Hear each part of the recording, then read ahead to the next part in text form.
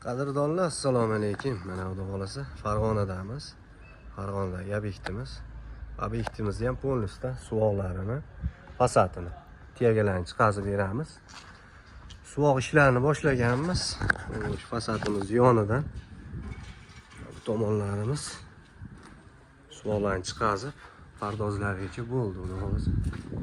Cho'tkilab chiqazyapmiz ishlarni. Orqa tomonda ham polnisda suvoqdan chiqazib berdik. Oraliq masofamiz juda qisqaligi uchun lesa sig'madi. Bitgan avval zaborimizga taxta qo'yib, bitdan stoyga berib amallab chiqazdik xudo xolasa. Mana bu tomonda xudo xolasa ishlarimiz davom etyapti. Cho'rnoylarimiz chiqib qoldi bu yerda xudo xolasa. Pardozlar qolyapti. Plastrimiz qolyapti. Bu yerga 2 qavat plastr qilib beryapmiz. Bitta qirib, o'rtasiga yana bitta bir qator plastr chiqazamiz.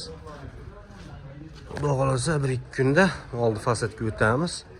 Oldi fasadni ham chiroyli qilib romlarini, eshiklarini bir xil razmerlarga qo'yib, bitta liniyada to'shni urganga qo'yib, atkuslarni, suvoqlarni chiqazib, xudo xolasa chiroyli dizaynlarda tiyagalarni chiqazib beramiz.